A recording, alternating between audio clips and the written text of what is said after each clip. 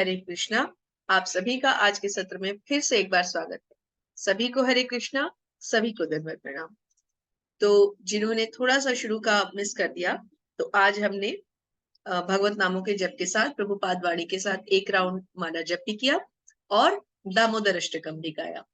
तो इन दोनों से ही हमने गुरु की कृपा के लिए, गुरु की प्रसन्नता के लिए भी कार्य किया और भगवान को भी प्रसन्न करने की चेष्टा की। तो अब चलते हैं पहले के 7 अध्यायों पे। तो क्या क्या पढ़ा था, क्या क्या हम जान चुके हैं। पहला अध्याय, भगवान अर्जुन से युद्ध के लिए उनके रथ को बीच में लेके जाते हैं, लेकिन अर्जुन स्वजनों को देखकर युद्ध करने से मना कर देते हैं। कौन से 5 कारण है आप जानते हैं। दूसरा अध्याय, गीता का सार, जहां भगवान अर्जुन को आत्मा, कर्म योग, ज्ञान योग, भक्ति योग, आत्मा और शरीर का डिफरेंस, प्रकृति क्या है, इन सभी टॉपिक्स के बारे में थोड़ा थोड़ा सा बताते हैं और अपना ज्ञान भी देना शुरू करते हैं। अर्जुन भगवान को शरणागत हो जाते हैं और भगवान से पूछते हैं कि मेरी बुद्धि अब काम नहीं कर रही, जो मेरे लिए श्रेयस्कर है, हे केशव आप मुझे बताएं।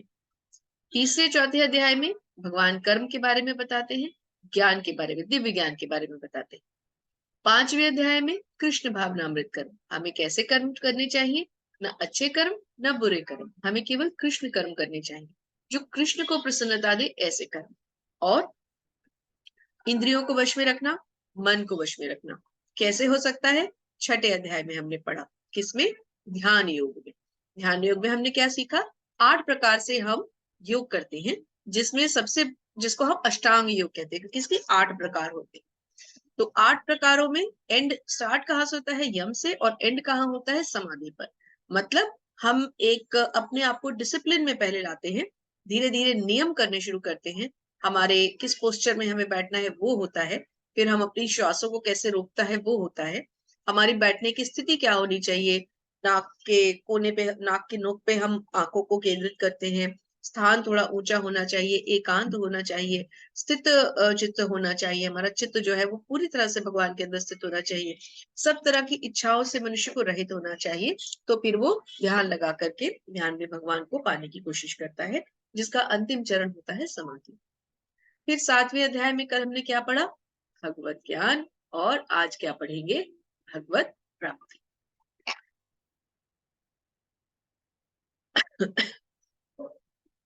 आशा करते हैं इन सभी अध्यायों में आप काफी कुछ समझ गए होंगे, और जो लोग क्विज साथ में कर रहे हैं उनको तो बहुत अच्छे से सब कुछ समझ में आ रहा होगा। तो आप लोग क्विज करना बिल्कुल ना छोड़ें, क्विज करते रहे, उससे आपका ज्ञान बढ़ेगा और आपकी जो डिफिकल्टीज होंगी उनको हम देंगे। अब हमारी विनती स्वीकार कीजिए, आप सब ये मानकर कि ये भगवान की वाणी है और हमारे गुरुदेव प्रभुपाद ने इसको लिखा है, गुरु और भगवान की प्रसन्नता के लिए आप इन अध्यायों को अवश्य पढ़ें और रीडिंग जरूर करें, श्लोक भी पढ़ने की कोशिश करें, ये आपके शुद्धिकरण के लिए है।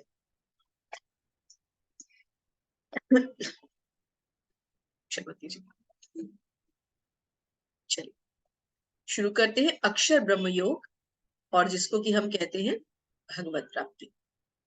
तो पहला श्लोक, अर्जुना उवाच किम त्वद् ब्रह्म किम ध्यातम किम कर्म पुरुषोत्तम अधिभूतम च किम प्रोक्तम अधिदैवम किमुच्यते। अर्जुन कहते हैं, हे भगवान, हे पुरुषोत्तम, ब्रह्म क्या है, आत्मा क्या है, सकाम कर्म क्या है, ये भौतिक जगत क्या है, देवता क्या है, कृपा करके मुझे सब कुछ बताइए। देखिए, जो प्रश्न हम सोच सकते हैं वो तो अर्जुन पूछ ही रहे हैं, लेकिन अर्जुन इतने डिफिकल्ट, इतने डीप और इतने टफ क्वेश्चंस पूछ रहे हैं जो हम शायद सोच भी नहीं पा रहे। तो हमें अर्जुन के प्रश्नों को बहुत ध्यान से सुनना और समझना चाहिए। क्या पूछ रहे हैं अर्जुन? कर्म क्या है, भौतिक जगत क्या है, देवी देवता कौन है, ब्रह्म क्या है, सबसे बड़ी बात आत्मा क्या है। अब इससे पता चलता है एक स्टूडेंट की क्वालिटी। भगवान ने दूसरे अध्याय में अर्जुन को आत्मा का कितना ज्ञान दिया है ना। आत्मा के शस्त्र से नहीं खंडित हो सकता, वो सुखाया नहीं जा सकता, वायु नहीं सुखा सकती उसे, जल उसे जला नहीं सकता, सॉरी भिगो नहीं सकता, अग्नि उसे जला नहीं सकती, और उसका हनन नहीं हो सकता, उसकी मृत्यु नहीं हो सकती, वो तो देहांतरण के समय भी दूसरे शरीर में चला जाता है। कितना कुछ भगवान ने समझाया। लेकिन अर्जुन को अगर डिफिकल्टी हुई तो अर्जुन ने भगवान से पूछ लिया। तो एक अच्छे शिष्य का यही कर्तव्य है कि जब तक हमें अपनी जिज्ञासा शांत न हो, हमें अपने गुरु से पूछना चाहिए, है ना? चलिए आगे चलते हैं।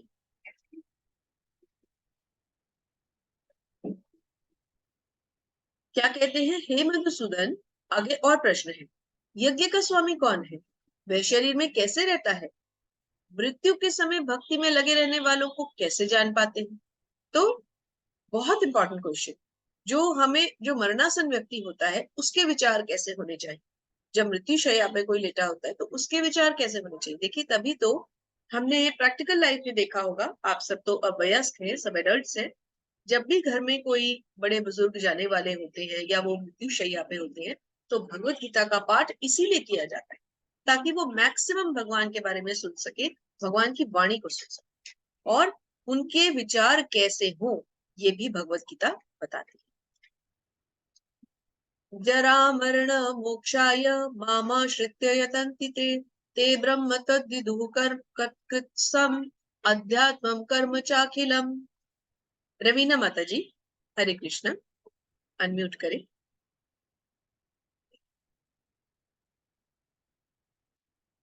हरे कृष्ण रवीना माता जी। हरे कृष्ण माता जी। हरे कृष्ण। जो जरा तथा मृत्यु से मुक्ति पाने के लिए यत्नशील रहते हैं, वे बुद्धिमान व्यक्ति मेरी भक्ति की शरण ग्रहण करते हैं। वे वास्तव में ब्रह्म हैं, क्योंकि वे दिव्य कर्मों के विषय में पूरी तरह से जानते हैं। हरे कृष्ण माता जी। हरे कृष्ण। तो जन्म मृत्यु जरा व्याधि, ये चार चीजें होती है ना। तो जरा क्या होती है? जरा होता है बुढ़ापा। तो जो जरा और मृत्यु से मुक्ति पाने के लिए प्रयत्नशील रहते हैं और मेरी शरण में आते हैं, वो कौन है? वो बुद्धिमान है। तो जब किसी व्यक्ति को ये पता ही चल गया कि उसका बुढ़ापा आ चुका है और एक ना एक दिन उसको जाना है, तो भगवान की शरण क्यों ना ली जाए? क्यों इधर उधर के फजूल के टॉपिक्स में अपने आप को स्टिल उलझाए रखे?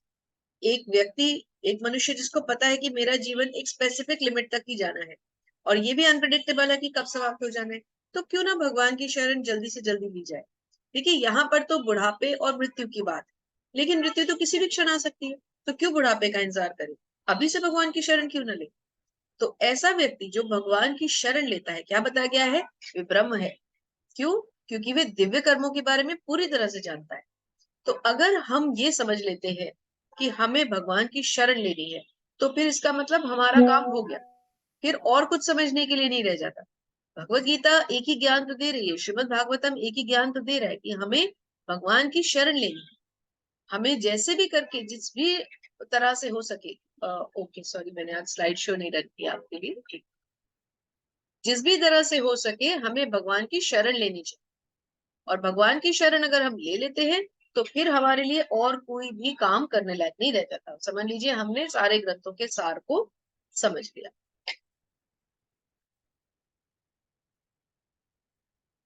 साधिभूतादि दैवं मां साधि यज्ञं च ये विदुः प्रणाय काले अपि च मां ते विदुर्यक्त चेतसः। कुशाल प्रभु जी, अनम्यूट करें। हरे कृष्ण माता जी। हरे कृष्ण। जो मुझ परमेश्वर को मेरी पूर्ण चेतना में रहकर मुझे जगत का देवताओं का तथा समस्त यज्ञ विधियों का नियामक जानते हैं, वे अपनी मृत्यु के समय भी मुझे भगवान को जान और समझ सकते हैं। हरे कृष्ण माता जी। हरे कृष्ण प्रभु जी। तो क्या कह रहे हैं कि जो परमेश्वर, मुझ परमेश्वर को, भगवान यहाँ मुझ परमेश्वर, अपने आप को परमेश्वर डिक्लेयर कर रहे हैं, मेरी पूर्ण चेतना में रहकर, मतलब जो मेरे, जिनकी चेतना मुझ में स्थिर है, मेरी पूर्ण चेतना मतलब मेरी चेतना को समझ सकते हैं, मेरी क्या प्रकृति है, मेरी क्या चेतना है, उसको समझ पा रहे हैं। जो मुझे जगत के देवताओं का और समस्त यज्ञ विधियों का नियामक मानते हैं, मैं समस्त सृष्टि का भी नियामक हूँ, देवताओं का भी नियामक हूँ, यज्ञ विधियों का भी मैं ही नियामक हूँ, मतलब सर्वो सर्वा मैं हूँ।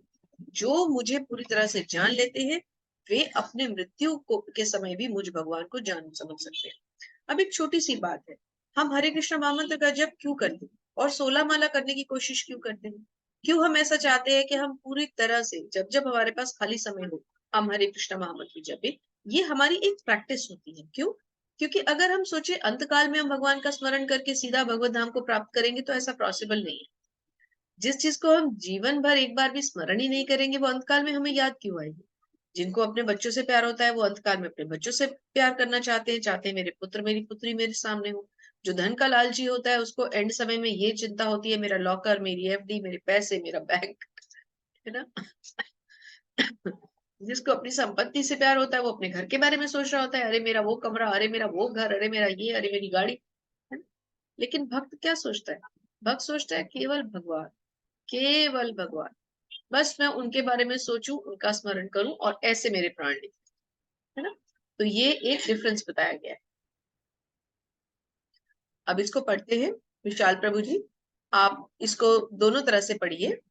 पहले आप एक साइड से प्रश्न पढ़िए, फिर दूसरी साइड से उसका उत्तर पढ़िए, और एक एक मतलब टोटल 8 है, तो 4 के बाद रुक जाइए, फिर 4 नेक्स्ट कोई पढ़ लेंगे।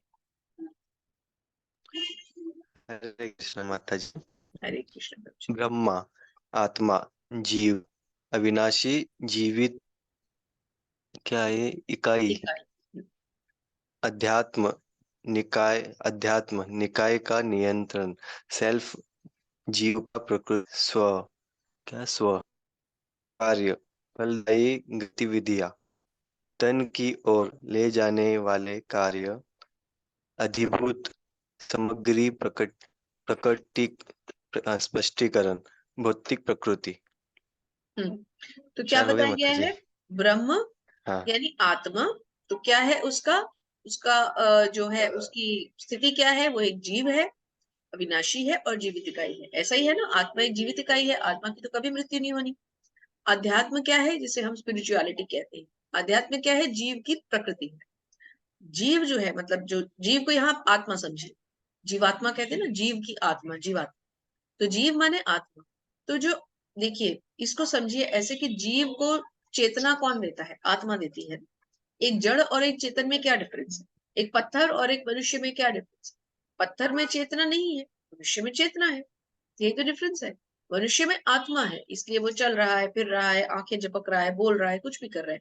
तो ये जो भी जीव है, आप उसकी योनि पे मत जाइए।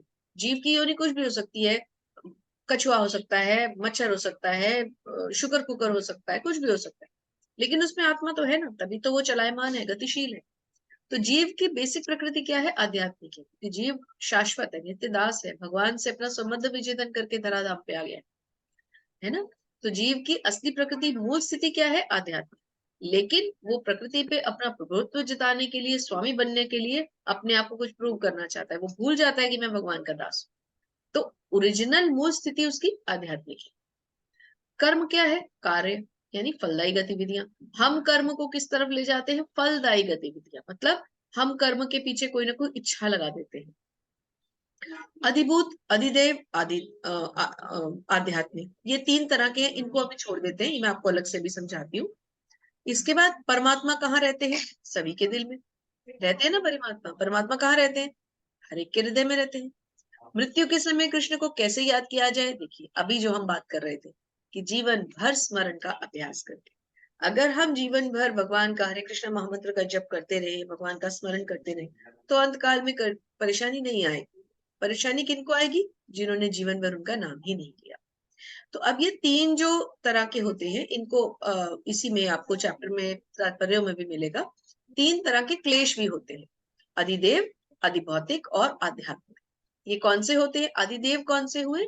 जो देवताओं द्वारा दिए गए कष्ट होते हैं, मतलब जो देवता देते हैं, जैसे सूखा। अब इंद्रदेव है, इंद्रदेव वर्षा के देवता है। इंद्रदेव क्रोधित होंगे तो वर्षा नहीं करेंगे, तो क्या हो जाएगा? सूखा पड़ जाएगा। इंद्रदेव ही जैसे वरुण देव है, जल के देवता है। अब अगर वो परेशान करना चाहते हैं, उनको गुस्सा आ गया, क्रोध आ गया, तो वो बाढ़ ले आएंगे। तो सूखा। अग्निदेव किसके हैं? अग्नि के देवता है। उनको क्रोध आ गया तो वो जंगल में आग लगा देंगे, कुछ और कर देंगे। तो ये कौन से कष्ट होते हैं? नेचुरल कैलेमिटीज जिसे कहते हैं। आदि देव, ये देवताओं द्वारा दिए गए कष्ट। फिर अधिभूत और आध्यात्मिक। तो आध्यात्मिक कौन से हुए? जो हमारे अपने अंदर के, हमारे मन के कष्ट होते हैं, जो हमारे अंदर से कष्ट निकल। और अधिभूत कौन से हुए? भौतिक प्रकृति के द्वारा दिए गए कष्ट। भौतिक प्रकृति हमें भौतिक प्रकृति में जीव भी आ गया, एक दूसरे को जो हम कष्ट देते हैं, और कुछ होते हैं अंदर के कष्ट जो आध्यात्मिक, जो हमारे अंदर से चल रहा है, टेंशन हो रही है, डिप्रेशन हो रहा है अंदर से स्वतः। तो ये 3 तरह के कष्ट और क्लेश होते हैं। आप कृपा करके तात्पर्य जरूर पढ़िए, क्योंकि इसमें हमें इतना समय नहीं मिलता कि हम तात्पर्य को अच्छे से पढ़ पाए।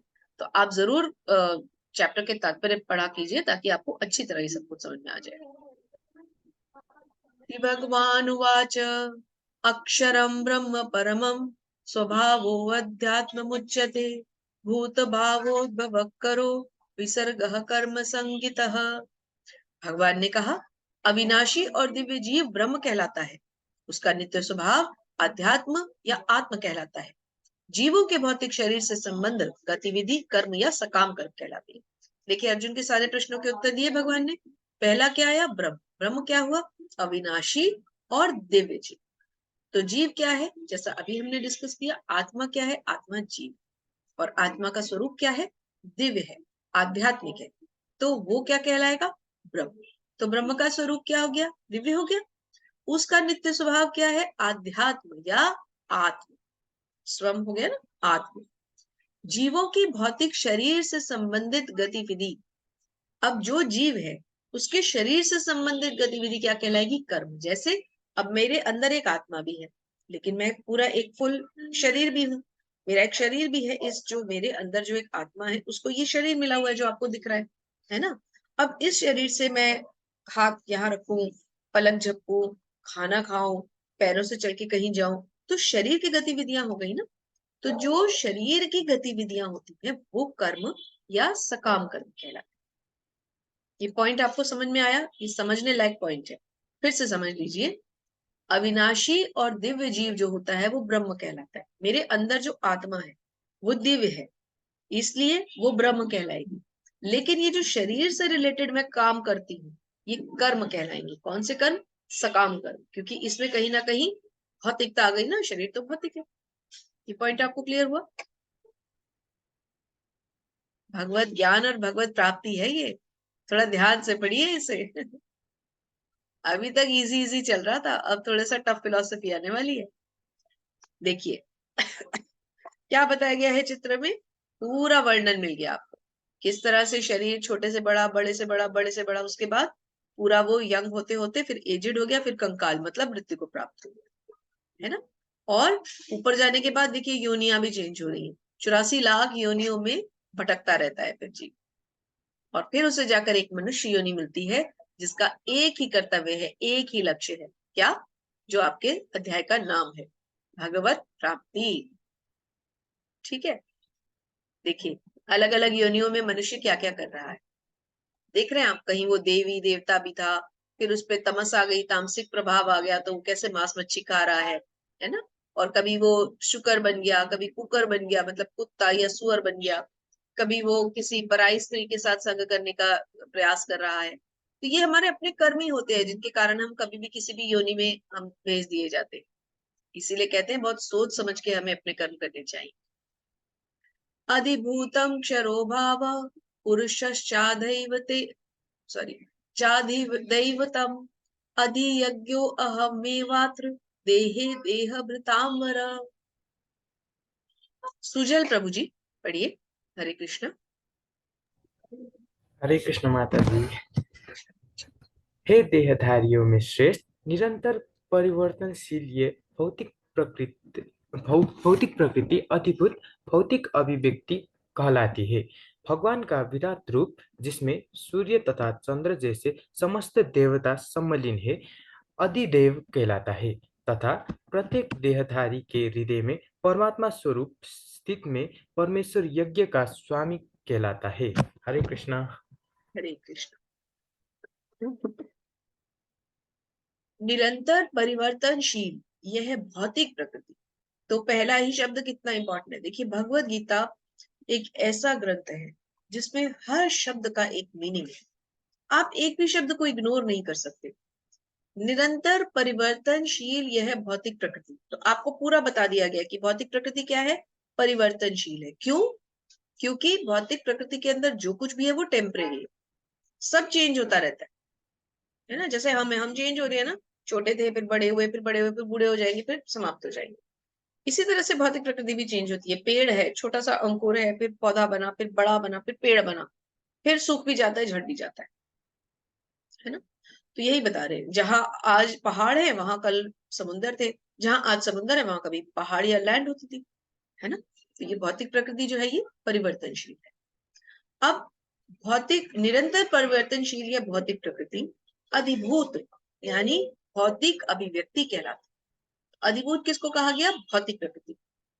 भगवान का विराट रूप जिसमें सूर्य चंद्र जैसे समस्त देवता सम्मिलित हैं, आदिदेव कहलाता है। अधिदेव क्या हुआ? भगवान का विराट रूप जिसमें सब कुछ शामिल है। तो अधिभूत, अधिदेव, दो चीजें समझ में आ गई हैं आपको। अधिभूत क्या है? भौतिक प्रकृति जो परिवर्तनशील है। अधिदेव क्या है? भगवान का विराट रूप। ध्यान से याद रखिएगा, 2-3 डेफिनेशंस आपको याद रखनी पड़ेगी। प्रत्येक देवदारी के हृदय में परमात्मा स्वरूप में मैं परमेश्वर यज्ञ का स्वामी कहलाता हूं। अर्जुन ने पूछा था ना, यज्ञ का स्वामी कौन है? भगवान बता रहे हैं कि यज्ञ का स्वामी भी नहीं। अंत काले च मामेव स्मरणम मुक्त्वा कलेवरम यह प्रायति सवद्भावम याति नास्त्रते संशयः। देखिए किसका चित्र दिया गया है? पितामह भीष्म का। सारे पांडव वहां खड़े हैं और पितामह भीष्म किसकी तरफ देख रहे हैं? भगवान की तरफ। तो यही इस श्लोक का सार है जो आगे आने वाला है। कविता घोष माता जी, हरे कृष्ण, अनम्यूट करें। हरे कृष्णा माता जी, दंडवत प्रणाम। हरे कृष्णा। प्रणाम माता जी, दंडवत प्रणाम। और जीवन के अंत में जो केवल मेरा स्मरण करता है और करते हुए शरीर का त्याग करता है वह तुरंत मेरे स्वभाव को प्राप्त करता है। इसमें रंज मात्र भी संदेह नहीं है। हरे कृष्ण। हरे कृष्ण। तो क्या बताते हैं? पितामह भीष्म अपने जीवन के अंत काल में है और वो किसका स्मरण कर रहे हैं? स्वयं भगवान का। लेकिन उनका तो सौभाग्य है कि भगवान वहीं उनके सामने खड़े हैं। अब जिनके सामने भगवान नहीं खड़े वो क्या करें? वो ये करें कि जीवन के अंत में मेरा स्मरण करें। यदि वो भगवान को साक्षात देख नहीं पा रहे, हम जैसे लोग कहाँ से भगवान को देख पाएंगे, तो भगवान का स्मरण करें। और स्मरण करते हुए क्या होगा? स्मरण करते हुए जब शरीर का त्याग होगा तो वो व्यक्ति तुरंत ही मेरे स्वभाव को प्राप्त करेगा। मेरे स्वभाव को प्राप्त करने का अर्थात क्या हुआ? इसका अर्थ हुआ भगवान के धाम को जाएगा, भगवान जैसे स्वभाव को प्राप्त करेगा। तो अंत समय में भगवान को हम स्मरण कर पाए, इस प्रयास के लिए हमें जीवन भर अभ्यास करना चाहिए। और वो अभ्यास क्या है? वो अभ्यास है हरे कृष्ण महामंत्र का जप। माता जी एक और पढ़ लीजिए कविता माता जी, महाभारत से। हरे कृष्ण माता जी, धन्यवाद। सैकड़ों और हजारों जीवित संस्थाएं हर पल मौत से मिलती हैं, लेकिन फिर भी एक मूर्खतापूर्ण जीवन जीने वाला खुद को मृत्युहीन समझता है और मृत्यु के लिए तैयार नहीं होता।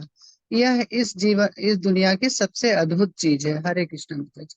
हरे कृष्णा। कितनी सुंदर बात कही है कि सबको पता है कि एक दिन अंत होना है, लेकिन फिर भी मृत्यु के लिए कोई तैयार नहीं होता। हम सब चीजों की तैयारी कर लेते हैं, हमें कहाँ प्रॉपर्टी बनानी है, हमें गाड़ी कब लेनी है, हमारी पूरी लाइफ की प्लानिंग क्या है, जॉब कब चेंज करनी है, क्यों करनी है, वहां ज्यादा सैलरी है वहां जाएंगे, वहां ये करेंगे। इस बात की तैयारी कोई नहीं करता कि एंड के टाइम पे क्या करेंगे। पर खैर, अभी आप लोग यूथ है, अभी आप अपने कर्तव्य पे ध्यान दें और भगवान को स्मरण करते रहे। अभी आपके लिए इतना ही बहुत से भी बहुत है। और जो मेन काम करना है वो क्या? भगवान को शरणागत होना सीखें कि बस मैं जो भी कर रही हूँ या कर रहा हूँ, कृष्णा को सेंटर में रख। अगर आपने ये दो चीजें जीवन में धारण कर ली, एक ये कि मैं जो भी करूं कृष्णा को सेंटर में रखूं, और दूसरा कि मेरी ओरिजिनल स्थिति क्या है कि मैं भगवान की दास हूं या मैं भगवान का दास हूं। मैं खुद स्वामी नहीं हूं किसी चीज का। अगर मेरे पास आज गाड़ी है तो ये गाड़ी कृष्ण की, उन्होंने मुझे अपनी सॉरी कृपावश दी है। अगर मैं अच्छे घर में मेरा जन्म हुआ है तो ये कृष्ण की कृपा है। अगर निम्न घर में जन्म हुआ है, मेरी परिस्थितियां, आर्थिक परिस्थितियां अच्छी नहीं है, तो कृष्ण चाहते हैं कि मैं अभी इसी परिस्थिति में रहूं। जब उन्हें ठीक लगेगा तो वो मुझे इस परिस्थिति से निकालेंगे। तो ये जो शरणागति होना है, जो शरणागत होना है भगवान के प्रति, जो शरणागति, और ये समझना कि मैं किसी चीज का स्वामी नहीं हूं, मैं तो दास हूं, ये दो चीजें अगर हम अपने जीवन में धारण कर लें तो फिर धीरे धीरे भक्ति अपने आप आ जाती है। और साथ में भक्ति की विधियां करनी शुरू करें। क्या? हरे कृष्ण महामंत्र का जप करना, सुबह जल्दी उठना, मंगल आरती करना, इस्कॉन मंदिरों के दर्शन करना, ठीक है, ये सब आप शुरू करें, भोग लगा के खाना। और 4 रेगुलेटिव प्रिंसिपल्स, आपको मांस नहीं खाना, जुआ नहीं खेलना, अवैध संबंध नहीं करना, किसी तरह का नशा नहीं करना, और 16 माला का जप करना है धीरे धीरे। ये सब एक पैकेज है। ये इस पैकेज को धीरे धीरे ही आप अटेन करेंगे।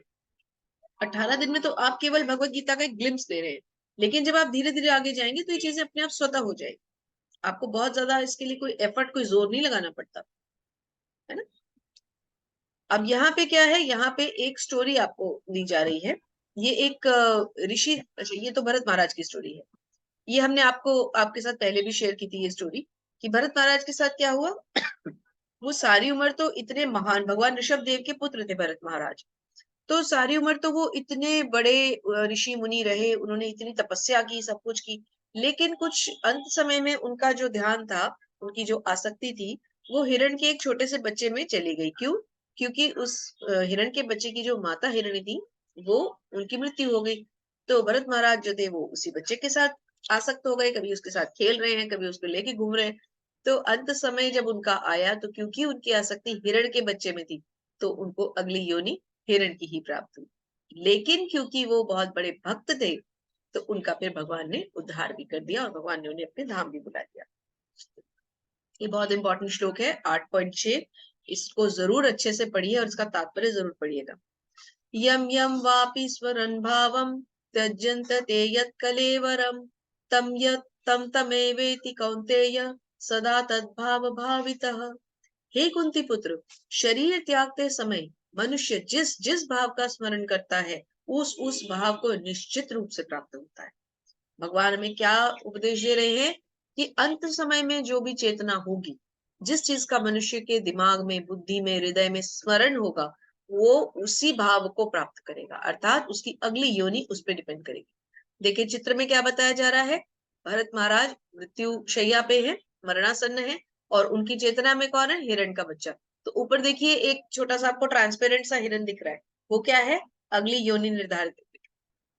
तो एंड समय में जो थॉट्स होंगे वही अगली योनि होगी। यही कारण है कि हमारे घर में जब हमारे बड़े या पूर्वज, जो हमारे पूर्वज नहीं मतलब जो हमारे बड़े लोग हैं, दादा दादी नाना नानी, जब वो जा रहे होते हैं, तो क्या किया जाता है? भगवत गीता का पाठ किया जाता है, ताकि अंत समय में उनकी चेतना में कौन रहे? भगवान, और भगवान की वाणी, भगवान का स्मरण, ताकि उनकी अगली योनि भगवान का सानिध्य हो, उन्हें भगवान के श्री चरण प्राप्त हो, भगवान का लोक मिले। इसीलिए बड़े लोगों के समक्ष भगवत गीता चलाई जाती है। तस्मात् सर्वेषु कालेषु मामुन्नस्मरं युध्य च मय्यर्पित मनोर्बुद्धिर् मामेष्वैष्यसि संशयः। रवीना माता जी। पढ़ो माता जी, मैं पढ़ो। अच्छा पढ़ लीजिए माता जी, एक और पढ़ लीजिए फिर बाद। हरे कृष्ण माता जी।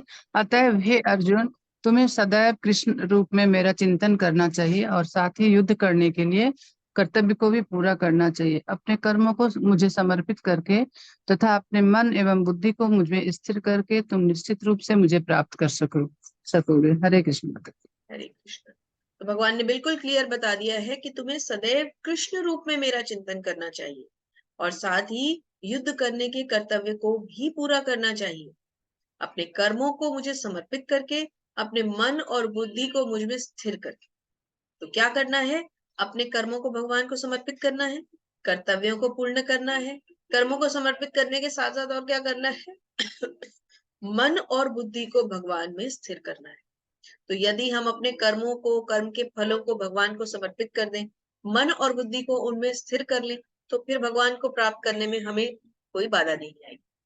तो यहाँ पर गोप गोपियां दिखाए गए हैं जो भगवान के साथ खेल रहे हैं, और भगवान के साथ खूब लीलाएं कर रहे हैं, है ना। हरे कृष्ण। आगे चलते हैं। अभ्यास योग युक्तेन चेतसा नान्यगामिना परम पुरुषम दिव्ययम याति पार्थानुचिंतयत् चिंतयन्। हे पार्थ, जो व्यक्ति मेरा स्मरण करने में अपना मन निरंतर लगाए रखता है, अविचलित भाव से भगवान रूप में मेरा ध्यान करता है, वह मुझे अवश्य प्राप्त करता है। भगवान क्या कह रहे हैं? भगवान आपको अश्योरेंस दे रहे हैं, आपको 100% गारंटी देना शुरू कर रहे हैं आप भगवान। ये क्वेश्चंस भी आएंगे आगे। कि गारंटी क्या है, भगवान क्या गारंटी देते हैं? देखिए 8.678 में भगवान गारंटीज दे रहे हैं, जो अंत काल में मुझे स्मरण करता है उसकी वो मेरे धाम को प्राप्त होता है। अब क्या कह रहे हैं? जो व्यक्ति मेरा स्मरण करने में अपना मन निरंतर लगाए रखता है, जो हमेशा कुछ ना कुछ कर रहा है, लेकिन उसके बैक ऑफ द माइंड में कहीं ना कहीं कृष्णा कृष्णा कृष्णा कृष्णा चल रहे हैं, और अविचलित भाव से, मतलब वो सुख दुख में ज्यादा विचलित नहीं होता। सुख है तो भी ठीक है, दुख है तो भी ठीक है, भगवान तो है ना, मैंने तो उनका हाथ पकड़ा हुआ है ना, वो मुझे डूबने नहीं देंगे। जो ऐसा सोचता है, पूरे दृढ़ निश्चय और विश्वास के साथ भगवान की भक्ति करता है, भगवान क्या कह रहे हैं? भगवान के रूप में मेरा ध्यान करता है, मुझे अवश्य प्राप्त करता है। भगवान कितनी एश्योरेंस दे रहे हैं। कोई भौतिक जगत में आपको ऐसी एश्योरेंस देता है कि तुम अगर मुझे ये करोगे तो मैं तुम्हें ये करके दूंगा?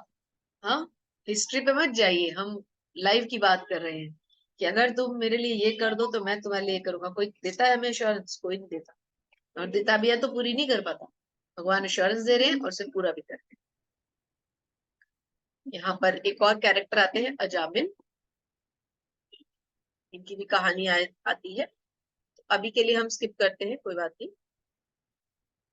इसके बाद यहाँ पर थोड़ा सा आपको दिखाया गया है कि कैसे देवी देवता और असुर आपस में लड़ भिड़ रहे हैं। लेकिन यहाँ पर देखिए एक बहुत सुंदर चीज दिखाई गई है। देखिए एक व्यक्ति है जो मरणासन है ना, और उनको चारों तरफ से कैसे विकारों ने घेर रखा है, लेकिन उनका ध्यान कहाँ है? भगवान की तरफ। तो जब भगवान की तरफ मरणासन व्यक्ति का ध्यान होता है, तो फिर उसको उसकी गति भी भगवान के हाथों ही होती है, और फिर वो भगवान के धाम को प्राप्ति करता है ना। और ऐसे व्यक्तियों को, ऐसे जीवात्माओं को भगवान स्वयं लेने आते हैं। देखिए गरुड़देव या अपने रथ पे सवार होकर के भगवान स्वयं आए हैं लेने के लिए। कैसे हाथ पकड़ के अपने अपने रथ पे बिठा रहे हैं, अपने गरुड़ देव जी जो उनका वाहन है वो आए हैं अपने स्वर्ण विमान में, तो कैसे अपने भक्त को उस पर बिठा रहे हैं। चलिए आगे चलते हैं। यूनिक प्रभु जी पढ़िए। हरे कृष्ण माता जी।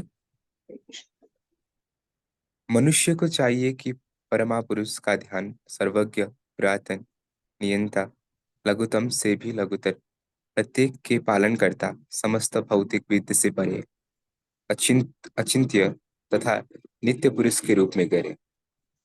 वो सूर्य की भांति तेजावन है और इस भौतिक प्रकृति से परे दिव्य रूप है। हरे कृष्ण। हरे भगवान के कृष्ण। दर्शन कीजिए। सबसे पहले भगवान के दर्शन करने का क्या तरीका होता है? सबसे पहले भगवान के चरण को देखा जाता है, भगवान के चरण कमल देखे जाते हैं। कितने सुंदर चरण कमल है। पूरा फोकस कीजिए, भगवान के चरणों को देखिए। नीले रंग के भगवान के चरण है, इतनी सुंदर उस पे भगवान ने एक एंकलेट है, पायल है ना। और भगवान के नाखून कितने सुंदर हैं, उनके पैरों की जो बनावट है वो कितनी सुंदर है। फिर धीरे धीरे ऊपर चलते हैं। भगवान के एक वैजंती माला है, इतनी लंबी माला भगवान पहनते हैं, वैजंती माला बोला जाता है, इतनी सुंदर माला है। फिर भगवान को हम ऊपर जाते हैं, उनके बाजूबंद देखते हैं, उनकी कलाइयों के कंगन देखते हैं, कितने सुंदर है। हाथ में फिर वेणु देखते हैं, उनके गले के हार देखते हैं। फिर धीरे धीरे धीरे हम ऊपर जाते हैं। फिर भगवान के नेत्रों की तरफ, आंखों की तरफ, अधरों की तरफ, भगवान के मुख मंडल की तरफ फिर देख। तो कभी भी ये गलती मत कीजिए कि मंदिर में जाए और सीधा आई टू आई डायरेक्ट कांटेक्ट, जाते ही सीधा अटैक भगवान की आंखों पे। नहीं, पहले भगवान के चरण देखे जाते हैं, नीचे से ऊपर ऐसे धीरे धीरे धीरे धीरे करके ऊपर जाते। फिर भगवान का मुकुट देखिए, फिर उसमें मोर पंख देखिए, कानों के कुंडल देखिए, उनकी बांसुरी देखिए, है ना। उनके पीछे मोर है, नदी है, इतने सुंदर पेड़ है, फूल है। और जब भी आप मंदिर में जाएं तो दर्शन अच्छी तरह करें। कई बार ऐसा भी देखा जाता है कि भक्ति में एक हो जाता है कि हम जाके ध्यान मग्न हो गए और आंखें बंद कर लेते हैं। नहीं, जितना समय आपको मिला है उतने आप भगवान के दर्शन कीजिए, अच्छी तरह से उनके रूप को अपने मन में बिठाइए। दिन में किसी भी टाइम आपको याद आना चाहिए कि आज भगवान ने क्या पहना था सुबह। अच्छा, आज उन्होंने ग्रीन कलर का पहना था और येलो पटका था। वो धीरे धीरे आपको याद आता रहेगा, उससे आपको बहुत फायदा होता है। तो क्या बता रहे हैं? मनुष्य को चाहिए कि परम पुरुष का ध्यान सर्वज्ञ, पुरातन, नियंता, लघुतम से भी लघुतर, प्रत्येक पालन करता और समस्त भौतिक बुद्धि के परे के रूप में करे। मतलब भगवान का स्मरण भगवान के रूप में करे। वो सूर्य की भांति तेजवान, तो इस प्रकृति से परे है। क्यों? क्योंकि वो दिव्य है, वो भौतिक प्रकृति का हिस्सा हो ही नहीं सकते। वो तो नियंता है, नियामक है, वो हिस्सा कैसे हो सकते हैं? आप समझिए, एक महासागर है और एक बूंद है, तो ये प्रकृति तो उनकी एक बूंद है, वे तो महासागर है। ऐसी तो पता नहीं कितनी प्रकृति होंगे, वो नियामक होंगे। देखिए, यज्ञों का सामय भगवान को बताया गया है। कैसे? पीछे भगवान है, आगे यज्ञ हो रहा है, और भगवान दिखाए गए हैं कैसे बैठे हुए हैं। सारे देवी देवता हैं, एक तरफ ब्रह्मा जी दिखाए गए हैं, एक तरफ महेश यानी आपके शिव जी दिखाए गए हैं गौरी माता के साथ बैठे। लेकिन उनसे भी ऊपर किसका स्थान है? भगवान का स्थान है। मामुपेत्य पुनर्जन्मं दुःखालम्य अशाश्वतम् नाप्नुवन्ति महात्मानः संसिद्धिं परमां गतः। तो बहुत इंपॉर्टेंट श्लोक है, 8.6, 7, 8 और 8.15। मामुपेत्य पुनर्जन्म दुःखालयम अशाश्वतम्। अब दुःखालयम अशाश्वतम बहुत बार रिपीट किया है प्रभुपाद ने वृत्तांतर्य में। किसको कहा गया है दुःखालयम अशाश्वतम? इस जगत। इसका क्या संधि विच्छेद करके देखें। दुःखालयम अशाश्वतम, दुखालय, दुख का आलय अर्थात दुख का स्थान। अशाश्वतम, अशाश्वतम मतलब अस्थिर, मतलब क्षणिक, टेम्परेरी। तो क्या बता रहे हैं? मुझे प्राप्त करके महापुरुष जो भक्ति योगी हैं, कभी भी दुखों से पूर्ण इस अनित्य जगत में नहीं लौटते। क्यों? क्योंकि उन्हें परम सिद्धि प्राप्त हो चुकी थी। तो इस जगत को जिसमें हम रह रहे हैं, भगवान ने क्या कहा है? दुखालयम शाश्वतम। खुद ही कह दिया है भगवान ने, भाई बच्चे तुम जहाँ रह रहे हो वो दुखों से भरा हुआ जगत है और क्षणिक है, या कुछ भी परमानेंट नहीं, कुछ भी परमानेंट नहीं। आपकी कोई रिलेशनशिप यहाँ परमानेंट नहीं है, सब रिलेशंस को छोड़ के सब चले जाते हैं, तो परमानेंट कैसे भी? आपकी संपत्ति परमानेंट नहीं है, आती जाती रहती है। समय परमानेंट नहीं है, बदलता रहता है। पानी, हवा, अग्नि कुछ परमानेंट नहीं है। तो भगवान क्या कह रहे हैं? जो भी इस दुखों से भरे हुए अनित्य जगत में फिर कौन नहीं लौटता? जो मेरी भक्ति करता है, जो भगवान की भक्ति करता है, फिर वो भगवान के धाम में जाता है। एंड में वो फिर इधर उधर जन्म मृत्यु जरा व्याधि के चक्कर में नहीं भटक। वंदना माता जी, पढ़िए। हरे कृष्णा माता जी। हरे कृष्ण। इस जगत में सर्वोच्च लोक से लेकर निर्मतम सारे लोग दुखों के घर हैं, जहाँ जन्म तथा मरण का चक्कर लगा रहता है। किंतु हे कुंती पुत्र, जो मेरे धाम को प्राप्त कर लेता है वह फिर कभी जन्म नहीं लेता। नरक सिर्फ दर्द है। हाँ, क्या बता रहे हैं? यहाँ बताया जा रहा है, इस जगत में सर्वोच्च लोक से लेकर निम्नतम सारे लोग दुख दुख के घर हैं, जहाँ जन्म मरण का चक्कर लगा रहता है। हे कुंती पुत्र, जो मेरे धाम को प्राप्त हो जाता है वो फिर दोबारा कभी जन्म नहीं लेता। तो जो कर्म करेगा, चाहे अच्छे कर्म करेगा चाहे बुरे कर्म करेगा, अच्छे कर्म करेगा तो पाप पुण्य करेगा, पुण्य करेगा तो स्वर्ग जाएगा, स्वर्ग जाएगा तो थोड़ा टाइम भोगेगा, फिर जब वो भोग खत्म हो जाएगा फिर इधर आके गिरेगा। जो नरक जाएगा वो अपने पाप कर्मों को नरक में भुगतेगा, फिर जो अच्छे कर्म किए उनको भुगतने फिर स्वर्ग जाएगा, फिर स्वर्ग से फिर नरक में जाएगा, और फिर नरक से फिर नीचे आके गिर जाएगा। तो हमें क्या कोशिश करनी है कि हम केवल कृष्ण भावनामृत कर्म करें, इधर उधर के चक्करों में ना पड़े, कोई जन्म मृत्यु के चक्कर में हम पड़े ही ना। जो जन्म हमें मिला है उसमें अपने कर्तव्य पूरे करें। जो आपके माता पिता आपको पढ़ाई दे रहे हैं, आप उस पढ़ाई के साथ जस्टिस करें, अच्छी तरह से पढ़ाई करें। जो प्रोफेशंस आपने चुने हैं उसको चुने, अपने माता पिता का ध्यान रखें, और हर चीज के सेंटर में कृष्णा को रखें। Krishna should be in the centre of everything. कुछ भी, जॉब के सेंटर में भी कृष्णा, घर के सेंटर में भी कृष्णा, शादी होती है कल को तो गृहस्थी के सेंटर में भी कृष्णा। जो भी आप अगर पति हैं तो जो पत्नी आती है, या पत्नी है तो जो पति आप चुनते हैं, उनके साथ भी जो संबंध है उन संबंधों के मध्य में भी कृष्णा। पति है तो उनमें कृष्ण को देखिए, पत्नी है तो उनमें कृष्ण को देखिए, ऐसे है ना। और फ्रेंड सर्कल है तो क्योंकि वो भी कृष्ण के दास हैं, भी कृष्ण के दास है, तो किसी से कोई जेलसी नहीं होनी चाहिए। होती है, हम मानते हैं कि 100% होती है इतनी जल्दी आप इन चीजों से उठ नहीं सकते, लेकिन प्रयास तो शुरू करें। भगवद गीता पढ़ रहे हैं आप, कुछ तो चेंज आए लाइफ में, एटलीस्ट मन पे तो कंट्रोल हो, क्रोध पे तो कंट्रोल हो। सॉरी, ये देखिए, ये क्या स्लाइड है इसको समझ लेते हैं। ये वो आपका हिरोशिमा का थोड़ा सा दिखाया गया है, और ऊपर भी कुछ क्लेश दिखाए गए हैं, नीचे भी कुछ क्लेश दिखाए गए, तो नरक दिखाया गया है। ये नरक जो है उसका क्या है? ये पृथ्वी नरक ही तो है, और क्या है। और कौन पढ़ने के लिए आए हैं? विशाल प्रभु जी पढ़िए। और जो भी पढ़ना चाहें प्लीज हैंड रेज करें। विशाल प्रभु जी पढ़िए। हरे कृष्ण माता जी। हरे कृष्ण। मानव गणना ब्रह्मा के एक दिन की अवधि है कितना 8 लाख है ना माता जी? 8 लाख नहीं घूमते रह जाएंगे प्रभु 8 जी। बिलियन ये बिलियन ट्रिलियन है, छोड़ दीजिए। बिलियन ट्रिलियन है। हाँ 8,64 ट्रिलियन वर्ष है हाँ जब ब्रह्मा का दिन प्रकट होता है। जीवों की यह भीड़ अस्तित्व में आती है और ब्रह्मा की रात है आगमन आगमन पर उसका सर्वनाश हो जाता है। बार बार दिन आते हैं और प्राणियों का यह क्या है मेजबान प्रक्रिया होता है और फिर से रात गिरती है। हे पार्थ, और वे सह और वे असहाय रूप से क्या लिखा है गुल जाते हैं। हरे कृष्णा। हरे कृष्ण। तो ब्रह्मा जी का जितना लंबा दिन होता है उतनी ही लंबी रात में भी होती है। हमने इसकी कैलकुलेशन कैसे सीखी थी? हमने सीखा था कि चार युग होते हैं मिलके एक चतुर्युग या दिव्य युग बनाते हैं। कैसे होते हैं वो 4 युग? हमें कलयुग की अवधि याद है, 4,32,000 साल।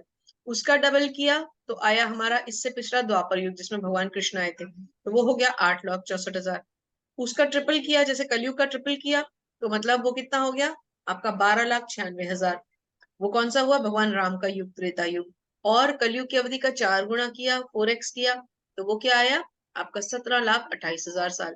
तो इन चारों को 1728 प्लस 1296 प्लस 864 प्लस 4.32, इन चारों को ऐड किया तो आता है 43,20,000 साल। ये एक युग की अवधि है ना। और फिर इसकी कैलकुलेशन हमने की थी कि ऐसे कितने 71 मनवंतर चलेंगे, सॉरी राउंड्स चलेंगे, युग चलेंगे, इसका सर्कल चलेगा। फिर वो एक आपका बनाएगा कल्प, सॉरी एक मनवंतर। फिर ऐसे 14 मनवंतर आएंगे ब्रह्मा जी के एक दिन में। फिर उतनी ही लंबी उनकी रात होगी, मतलब 2x हो गया। फिर उसको हम मल्टीप्लाई करते हैं 30 से, क्योंकि 30 दिन है। फिर उसको मल्टीप्लाई करते हैं 12 से, क्योंकि 12 महीने हैं। तो लगभग 360 से मल्टीप्लाई करने पे ये आता है। इतने ब्रह्मा जी के दिन की अवधि है, ये एक दिन की अवधि, ये हमने सीखा था। फिर फाइनली उसको 100 से मल्टीप्लाई करते हैं, क्योंकि ब्रह्मा जी की उम्र 100 साल है। और अभी करंटली ब्रह्मा जी कौन से साल में चल रहे हैं? 51वें साल। इसके अतिरिक्त एक अन्य अव्यय प्रकृति है जो शाश्वत है और इस व्यक्त और अव्यक्त पदार्थ से परे। यह परा अर्थात श्रेष्ठ कभी नाश नहीं होती। जब इस संसार का सब कुछ लय हो जाता है तब भी उसका नाश नहीं होता। तो कौन सी है परा प्रकृति? कल हमने डिस्कस किया था आध्यात्मिक प्रकृति। तो देखिए ये है भगवान का धाम। अब वहां भगवान है अपने चतुर्भुज रूप में, लक्ष्मी जी हैं उनकी सेवा के लिए, सभी देवी देवता हैं। और क्या है पीछे देखिए, पीछे कितने सुंदर पीछे का सीन देखिए कितना सुंदर है। कुछ पिलर्स लगे हैं जिनके ऊपर बहुत सुंदर सुंदर फूल हैं, है ना। तो भगवान का जो धाम है बता रहे हैं वो नष्ट नहीं होगा कभी। तो जैसा है वैसा ही रहेगा। ये गोलोक चार्ट है। अब इसमें पूरा समझाया जाता है कि कैसे कहाँ से कहाँ है। इसमें आपको इसको थोड़ा स्टडी करना पड़ेगा। आप लोग या तो डाउनलोड कर लें, आप गूगल से डाउनलोड कर लें गोलोक चार्ट, और या आप इसको मैंगलुरु से मंगवा भी सकते हैं, क्योंकि इसमें बहुत छोटा प्रिंट है, आपको समझ आना बहुत मुश्किल है। तो इसमें मेनली हम आपको बता देते हैं कि कैसे बताया जाता है। इसमें शायद जूम तो नहीं हो पाएगा, ऐसे ही बता देते हैं। तो सबसे ऊपर टॉप पे जो है वो भगवान का लोक रहता है, जो गोलोक वृंदावन। उसके नीचे फिर अलग अलग वो आते हैं, मतलब कैटेगरीज आती हैं। जैसे भगवान कहाँ रहते हैं, आप लेफ्ट साइड से 3rd पे जाके पढ़े, अगर आपको कर्सर नजर आ रहा है तो ये देखिए यहाँ पर, यहाँ भगवान जो है वो अपने उसमें क्षीर सागर में लेटे हैं। और यहाँ पर जो है ये आपका भगवान का वो महाविष्णु का रूप है, जहां से फिर इनके रोम छिद्रों से क्या निकलता है? अलग अलग ब्रह्मांड निकलते हैं। फिर हर ब्रह्मांड में क्या होता है? हर ब्रह्मांड में भी भगवान प्रवेश करते हैं। किस रूप में? कल डिस्कस किया था, गर्भोदकशाही विष्णु के रूप में। और फिर उस ब्रह्मांड के भी प्रत्येक जीव के हृदय में भी प्रवेश करते हैं। किस रूप में? क्षीरोदकशाही रूप। तो ये गोलोक चार्ट थोड़ा सा आपको टाइम लगा करके इसको सीखना पड़ेगा। आराम से आप इसको कोशिश करिए कि अगर मंगवा सके तो मंगवा लें, फिर इसको स्टडी कीजिए।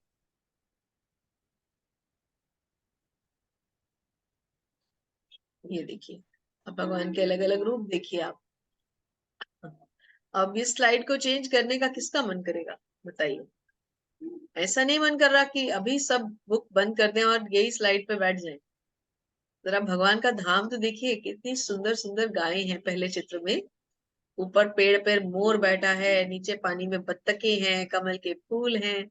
फिर साथ वाले चित्र में भगवान कितना सुंदर मुख है, अरे बाबा रे। और कितने प्यार से छोटे से बछड़े के साथ भगवान खड़े हुए हैं। उससे अगली लीला में भगवान लीलाएं कर रहे हैं। देखिए, पेड़ से वो क्या खंबे से चिपक के खड़े हैं, माँ ढूंढ रही है, और ऊपर चढ़ गए हैं किसी चीज के और वहां से माखन निकाल रहे हैं। किसको खिला रहे हैं, नीचे बंदर बैठा है, देखिए। पेड़ से उतार रहे हैं वो, सॉरी, भगवान की माता ने जो ऊपर मटकियां लगाई हैं उनसे मक्खन उतार उतार के किसको खिला रहे हैं, बंदरों को। ऐसे नटखट बालक की फिर पिटाई तो बनती है ना, तभी तो दामोदर लीला हुई। चलिए आगे चलते हैं। रवीना माता जी कृपया रीड करें। हरे कृष्ण माता जी। कृष्ण। हे कृष्ण, कृपया मेरे मन को तुरंत अपने कमल के फूलों के पैरों की ओर जाने दें, जैसे कि राजहंस कमल के फूलों के तने में प्रवेश करता है। जब मेरी अंतिम सांस के समय मेरा गला हवा, पित्त और कफ की क्रिया से संकुचित हो जाता है, तो मैं आपको कैसे याद रख पाऊंगा। हरे कृष्ण माता जी। हरे कृष्ण। तो मुकुंद माला स्तोत्र से ये स्तोत्र लिया गया है। मुकुंद माला स्तोत्र क्या है, भगवान कुलशेखर, सॉरी, राजा कुलशेखर भगवान के बहुत परम भक्त थे। उन्होंने बहुत सुंदर भगवान की स्तुति गाई है। इस पुस्तक का नाम है मुकुंद माला स्तोत्र। आप में से अगर कोई इसको डाउनलोड करके पढ़ना चाहे तो बहुत ही सुंदर पुस्तक है। तो वो क्या कहते हैं इसमें, राजा कुलशेखर बहुत सुंदर प्रार्थनाएं करते हैं भगवान की। वो क्या कहते हैं कि अभी तो मैं ठीक हूँ, आज की डेट में मैं ठीक हूँ, मैं खड़ा हूँ आपके चरणों पे नतमस्तक हो सकता हूँ। कल क्या होगा जब मेरे को ऐसी कोई तकलीफ हो गई, कोई मुझे बीमारी लग गई, कुछ हो गया और मैं आपके नतमस्तक होने के लायक नहीं रहा, या मुझे कोई ऐसी बीमारी हो गई, जैसे सपोज किसी को कोमा में कोई चला जाता है अंत समय में, वो तो भगवान का नाम ही जप ही नहीं पा रहा, तो उस समय में क्या होगा। तो राजा कुलशेखर कहते हैं कि आप अभी मुझे अपने धाम बुला लीजिए, मतलब मुझे अभी मेरी मुक्ति करा दीजिए, मुझे मृत्यु अभी आ जाए। क्यों, क्योंकि अभी मैं बिल्कुल ठीक हूँ और आपके नामों का जप कर पा रहा हूँ। कितनी सुंदर प्रार्थना है ना, कि मैं ऐसे समय की वेट क्यों करूं जब मैं बुढ़ापा आ जाए, मेरा गला रुंध जाए, मेरे गले से आवाज ना निकले, मुझे खांसी हो जाए, मैं आपको याद ही ना कर पाऊं, उस समय में जाकर मेरी मृत्यु क्यों, अभी क्यों ना हो जाए, कि मैं अभी आपको याद कर पा रहा हूँ, अभी हो जाए, है ना। तो मुकुंद माला स्तोत्र एक बहुत बड़े भक्त हैं ये राजा कुलशेखर, उनके ऊपर है। वेदेषु यज्ञेषु तपः शुचैव दानेषु यत् पुण्य। अच्छा, ये आपका दोहा अलग तरह से पढ़ा जाएगा, सॉरी, इसका मीटर डिफरेंट है। वेदेषु यज्ञेषु तपः शुचैव दानेषु यत् पुण्यफलं प्रदिष्टम् अत्येति तत्सर्वमिदमविदित्वा योगी परं स्थानुमुपते, सॉरी, योगी परं स्थानुमुपते मुपैति चाद्यम्, योगी परं स्थानमुपैति चाद्यम्।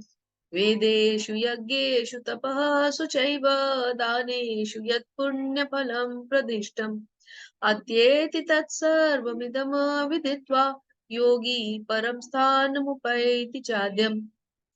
क्या कहते हैं, वंदना माता जी पढ़िए। हरे कृष्णा माता जी।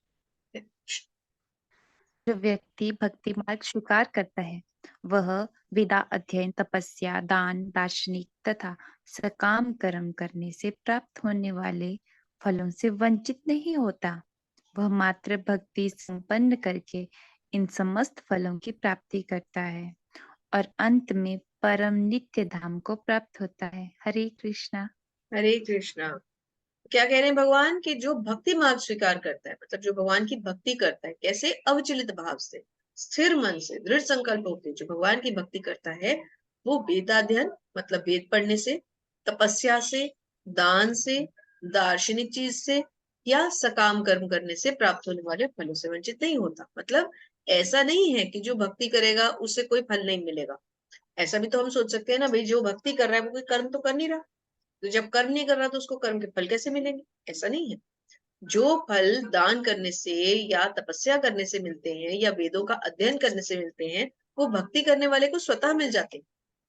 उसको ये सब करने ही नहीं पड़ता, वेद पढ़ने नहीं पड़ते, दान करना नहीं पड़ता, तपस्या भी नहीं करनी पड़ती, क्योंकि वो तो केवल भक्ति कर रहा है ना। वह मात्र भक्ति संपन्न करके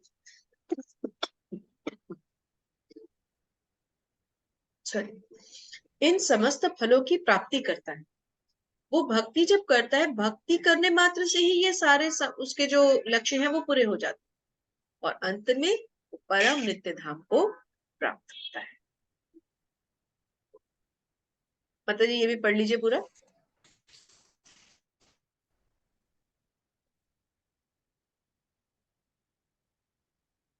वंदना माता जी पढ़ लीजिए। थोड़ा अच्छा, जूम ऊपर करके आ रहा है, ऊपर की ऊपर लाइन, वाला शो हाँ नहीं हो रहा हाँ अच्छे से। हाँ हाँ, कोई बात नहीं, ऊपर की लाइन छोड़ दीजिए, वो मेरे सिस्टम में वैसे ही आ रहा है वो। आप भक्तों की संगति आवश्यक है से पढ़ लीजिए। मनुष्य जीवन के विभिन्न आश्रमों के अनुष्ठानों को पार कर जाता है। भक्तों की संगति आवश्यक है। 7वें से लेकर 12वें तक वे अध्याय भगवत गीता के सार रूप हैं। प्रथम 6 अध्याय तथा अंतिम 6 अध्याय इन मध्यवर्ती 6 अध्यायों के लिए आवरण पात्र हैं, जिनकी सुरक्षा भगवान करते हैं। यदि कोई गीता के इन 6 अध्यायों को भक्त की संगति के में भली भांति समझ लेता है तो उसका जीवन समस्त तपस्याओं, यज्ञों, दानों, चिंतनों को पार कर महिमा मंडित हो उठेगा, क्योंकि केवल भगवान भावनामृत के द्वारा उसे इतने कर्मों का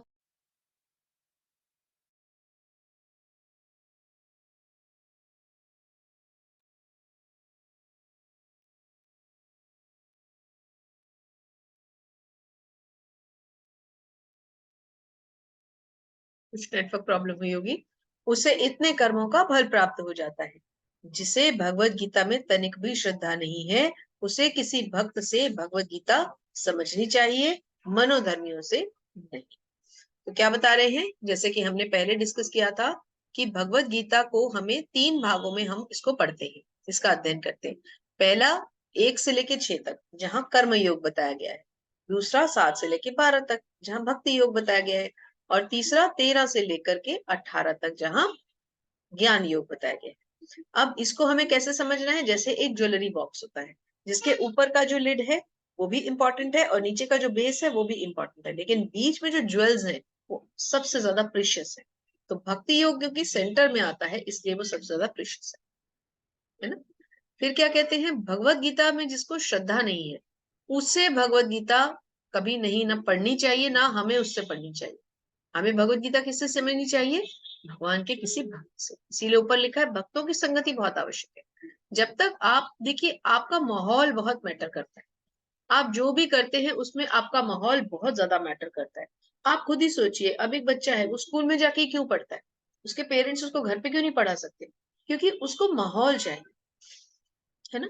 आप लोग कॉलेज के स्टूडेंट्स हैं या जॉब करने के लिए हम जाते हैं। अब एक बड़ा छोटा सा एग्जाम्पल देखिए, जो काम हम ऑफिस के चेयर पे बैठकर ऑफिस के टेबल पे को यूज करते हुए कर सकते हैं ना, वो हम वर्क फ्रॉम होम में नहीं कर पाते। क्यों? क्योंकि हमारे को वो एटमोस्फेयर नहीं मिलता। चाहे हमें ड्राइव भी नहीं करना, चाहे सब कुछ है, लेकिन जो बात वहां थी वो यहाँ क्यों नहीं है? हम वर्क फ्रॉम होम में 100% एफिशिएंसी क्यों नहीं निकाल पाते? और जब हम ऑफिस जाते हैं तो वहां तो हम 200% एफिशिएंसी निकाल के दे देते हैं। तो कारण क्या है? कारण है आपकी सराउंडिंग्स, आपका माहौल। वही बात आ जाती है कि जब आपको वो माहौल नहीं मिल रहा, आपको भक्तों का संग नहीं मिल रहा, तो आप कैसे अचीव कर पाएंगे? आपके टारगेट्स, आपके गोल्स इजीली अचीवेबल नहीं होंगे। तो अब क्या है, आपको जो है भक्तों के संग में आप ज्यादा एंजॉय कर सकते हैं, ज्यादा अच्छे से रह सकते हैं। और ये आप लोगों के लिए भी है। आप भी कोशिश करें कि अब जो फ्रेंड्स आगे बनाए वो डिवोटी फ्रेंड्स। कोशिश कीजिए आपके सर्कल में ज्यादा से ज्यादा डिवोटीज जुड़े, और जो नास्तिक लोग हैं कोशिश कीजिए उनकी संगति त्याग दें। तो अच्छी संगति से जुड़ना और बुरी संगति का त्याग करना, ये दोनों ही इक्वली इंपॉर्टेंट है। इससे क्या होगा, अगर हमने सपोज अच्छी संगति तो जोड़ ली लेकिन बुरी संगति को त्याग नहीं किया, तो वो डोमिनेंस भी तो चलती रहेगी, है ना। ये तो अब ये चैप्टर का एनालिसिस है। अर्जुन ने 8 सवालों के जवाब दिए, हमने पढ़ा श्लोक संख्या 1 से 4 में। मृत्यु के समय भगवान को याद करना चाहिए या क्यों करना चाहिए, 5 से 8 में। योग मिश्र भक्ति द्वारा कृष्ण को याद करना, मतलब हमें कैसे याद करना है, श्लोक संख्या 9 से 13 में। शुद्ध भक्त द्वारा कृष्ण को याद करना, 14 से 16 में। भौतिक दुनिया बनाम आध्यात्मिक दुनिया, मतलब हमारा material world versus spiritual world, 17 से 22 में। और कृष्ण प्राप्ति में शुद्ध भक्ति का वर्चस्व, 8.23 से लेकर के 28। ये एनालिसिस इसलिए दिया जाता है कि आपको इसमें से कुछ ढूंढना हो तो आपके पास एक रेफरेंस रहता है ना। आई थिंक ये लास्ट स्लाइड होगी। हाँ जी। तो हरे कृष्णा कृष्ण कृष्णा हरे हरे, हरे राम राम राम हरे हरे। तो भक्ति योग का यही सबसे बड़ा जो है हमें देन है कि हमें भगवान की भक्ति करनी है। और भगवान की भक्ति हमें कैसे करनी है, हमें भगवान के नामों का जप करके भगवान की भक्ति करनी है। तो यहाँ हमारा ये अध्याय खत्म होता है, समाप्त होता है। अब आप सबसे रिक्वेस्ट है कि आप में से जिसके भी प्रश्न हैं वो अपने प्रश्न पूछ सकते हैं। हरे कृष्ण।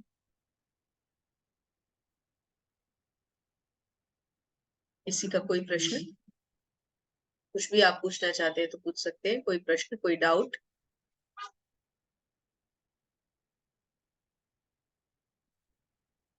जी सुजल प्रभु जी। हरे कृष्ण माता जी। हाँ श्री कृष्ण ने कहा है ना कि अर्जुन को, सॉरी श्री कृष्ण ने कहा है कि उन्हें सिर्फ श्री कृष्ण अवतार में ही स्मरण करना है, या फिर हम कोई भी और अवतार में कर सकते हैं। मैं समझी नहीं, आपने क्या पूछा? श्री कृष्ण ने कहा है कि उन्हें सिर्फ उन्हीं के श्री अवतार में स्मरण श्री करें। कृष्ण ने अर्जुन को कहा था ना कि मुझे कृष्ण के अवतार में स्मरण करो। नहीं नहीं, मुझे मेरे रूप में स्मरण करो, अवतार नहीं। अवतार तो उनके बहुत सारे हैं। जब वो राम अवतार में आए हैं तो हम उस रूप का भी स्मरण कर सकते हैं, हम नरसिंह देव जी का भी स्मरण कर सकते हैं और करते भी हैं। मंदिरों में आप देखिए नरसिंह देव जी की आरती रेगुलर होती है। उन्होंने कहा मुझे मेरे रूप में, मेरे ही रूप को तुम देखो। तो भगवान ये तो कहेंगे ही ना कि आप मेरे इसी रूप को, जो भगवान का मूल रूप है। भगवान का मूल रूप कौन सा है? द्विभुज रूप है ना। ये भी नहीं कहा कि मेरे चतुर्भुज रूप को देखो। विष्णु और कृष्ण तो एक ही है, लेकिन भगवान ने ये नहीं कहा कि मेरे चतुर्भुज रूप की पूजा करो। भगवान ने कहा मेरे ही रूप की पूजा। भगवान का जो हमारा मूल रूप है, इसीलिए हम बार बार उसी की पिक्चर लेते हैं, जिसमें कि हम भगवान का कौन सा रूप दिखाते हैं? द्विभुज रूप, जिसमें उन्होंने बांसुरी ली हुई है, पीताम्बर वस्त्र धारण किया हुआ है ना, और उनका श्याम वर्ण है। तो उसी रूप, जिस रूप में मैं हूं उसी रूप। अवतार से कंफ्यूज मत होइए। जी, हमने कभी इस भगवान को देखा तो नहीं है, तो जब भी हम स्मरण करें तो कभी कभी उनका, हमें जो स्कॉन में देख उनका मूर्ति दिखता है वो याद आता है, और कभी कभी जो हम सीरियल में देखते हैं वो भी आता है ना, तो उससे कोई फर्क तो नहीं पड़ता माता जी। देखिए आप उनके बहुत सुंदर है, भाव बहुत सुंदर है आपका, और प्रश्न भी बहुत अच्छा है। ये बात बिल्कुल ठीक है कि हम कौन से रूप को याद करें, लेकिन आप देखिएगा कई सारे रूप देखने के बाद एक कोई रूप होगा जो आपके मन में बस जाएगा। और वो ज्यादा अगर आप कंसंट्रेट करेंगे ना, ध्यान से देखेंगे, तो वो वही रूप होगा जिसकी आप पूजा करेंगे। अब जो सीरियल में कृष्णा बन के आते हैं, उनकी आप पूजा तो नहीं कर पाते, उनकी फोटो तो घर में नहीं लगाते, आप उनको आरती तो नहीं करते, उनको धूप दीप तो नहीं करते। तो इसलिए वो रूप आपकी आंखों में बस नहीं पाएगा, वो टेम्परेरी होगा। जब आपको ध्यान आएगा तो थोड़ी देर के लिए वो चित्र सामने आएगा, फिर हट जाएगा। लेकिन जो परमानेंट आपके दिमाग में इमेज बैठ जाएगी, वो वही होगी जो आप मंदिर में जाकर जिनके दर्शन करके आते हैं। इसलिए मंदिर में जाना बहुत आवश्यक है। केवल किताब पढ़ने से या भगवान के बारे में सुनने से स्मरण और श्रवण तो है ही, लेकिन मंदिर दर्शन भी करना चाहिए, क्योंकि वहां भगवान से रूबरू है, उनके सामने खड़े हैं। और वही रूप अगर आपकी आंखों में बसे तो वही सबसे अच्छा है। बहुत बहुत शुक्रिया माता जी। आपका शुक्रिया। आप लोग पूछते हैं और हमें इस लायक समझते हैं कि हम थोड़ा बहुत उत्तर दे पाएंगे, तो आपका शुक्रिया। हरे कृष्ण। मोहित प्रभु जी। हरे कृष्णा माता जी। हरे कृष्ण। मैम, जैसे कि आपने कहा कि जब भी हमें कोई काम करना है तो श्री कृष्ण को सेंटर में रखना है। मैम वो थोड़ा समझाइए, उसकी कोई एग्जांपल दीजिए। सभी कुछ जो भी आप करें, जैसे कि आप स्टूडेंट हैं, क्या करते हैं आप मोहित प्रभु? मैम अभी पढ़ते ही हैं, ग्रेजुएशन चल रही है। क्या क्या पढ़ते हैं आप? बीए। बीए कर रहे हैं। तो अब जैसे आप ग्रेजुएशन कर रहे हैं, है ना, इसके इसके पीछे क्या लक्ष्य होगा कि मुझे ग्रेजुएशन करके जो है मुझे कल को कोई काम करना है, मुझे जॉब करनी है ना। तो ये जो आप पढ़ रहे हैं, जो आप कल को आपको बनना है, अपने परिवार की देखरेख करनी है, उसके सेंटर में आप कृष्णा को लाके बिठा दीजिए कि ये सब कुछ मैं क्यों कर रहा हूँ, क्योंकि मैं भगवान का दास हूँ और भगवान ने मुझे यहाँ ये कर्म करने के लिए भेजा है। भगवान ने मुझे इसलिए भेजा है इस धराधाम पे कि मैं इस परिवार में जन्म लूं, ये मेरे माता पिता भौतिक बना करके भेजे हैं, मैं इनकी सेवा करूं और जो भी मेरी धनराशि आए उसमें से कुछ प्रतिशत मैं भगवान के नाम के लिए अलग रखूं और बाकी से मैं अपना घर को सुचारू रूप से चलाऊं। तो हर चीज के सेंटर में आप जो भोजन करते हैं, अब आप भोजन करना छोड़ दीजिए, अब आपको भोजन नहीं खाना, अब आपको प्रसाद खाना है। कैसे? जो भी आपने खाना खाना है उसको थोड़ी देर पहले भगवान को भोग लगाने के लिए रख दीजिए। और भोग की विधि क्या है? वो आपकी जो हमने आपसे बुक बताई थी, कृष्ण भावनामृत की ओर पहला कदम, उस बुक में से उस बुक को आप पढ़िए, उसमें आपको ये छोटी छोटी सारी विधियां मिल जाएंगी। भोग कैसे लगाना है, तिलक कैसे लगाना है, प्रसाद कैसे लगाना है, और आपको खाने में क्या खाना चाहिए, मंदिर कैसे जाना है ना। ये देखिए, बहुत सुंदर पुस्तक है कृष्ण ये। माता जी, मेरे अपने पास है जीवन बुक। में, हाँ, इसको आप पढ़ना शुरू कीजिए। इस्कॉन मैंगलुरु से मंगवा लीजिए या आसपास में अगर कोई टेम्पल है और आप जाते हैं तो वहां से ले लीजिए। तो इससे आपको बहुत मदद मिलेगी। तो हर चीज के सेंटर में आप कृष्णा को रखने की आदत डालिए, है ना। तो जो भी आप, अब जैसे आप घर में आपके माता पिता होंगे, बड़े बुजुर्ग होंगे, तो आप सब में कृष्ण की छवि को देखिए। जो मेरी माता है, ये मेरी माता है, ये भी कृष्ण की भक्त है, यशोदा मैया जैसी। जो मेरे पिता है, ये भी मेरे नंद बाबा है, ये भी मेरे कृष्ण है। तो जब आप धीरे धीरे करके सब में कृष्ण के अंश को देखेंगे ना, तो आपका वैसे भी द्वेष भाव खत्म हो जाएगा। तो हर चीज के सेंटर में आप कृष्ण को, ठीक है प्रभु जी। जी माता। हरे कृष्ण। प्रतीक प्रभु जी, हरे कृष्ण। हरे कृष्ण माता जी। हरे कृष्ण। मेरा प्रश्न ये था, अगर एक आदमी है जिसने जीवन भर पाप किए और भगवत भक्ति नहीं की, कुछ नहीं किया, और एंड समय में भगवान जी का नाम ले रहे, तो उसका क्या होगा? वो कहा जाएगा, मतलब उसके पाप माफ हो अजामिल, जाएंगे? अजामिल की जो कथा आई थी वो यही थी। अजामिल नाम का एक व्यक्ति था, हाँ। उसके कोई बहुत अच्छे कर्म नहीं थे उसके, इसीलिए बीच में अजामिल की कथा आई। उस टाइम हमने इसीलिए कहा था स्किप करते हैं, क्योंकि हमें, बल्कि अच्छा हुआ आपने ये प्रश्न किया तो याद भी आ गया। तो उसका यही हुआ था, लेकिन उसके पुत्र का नाम नारायण था।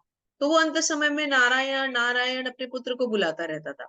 ऐसे करने का, हालांकि उसने जीवन भर अच्छे कार्य नहीं किए, कुछ गलत संबंध वगैरह भी उसके रहे, लेकिन ऐसा करने के कारण उसको भगवान ने, क्योंकि वो अंत समय में भगवान का नाम पुकारता था, तो भगवान ने उसको मुक्ति प्रदान की।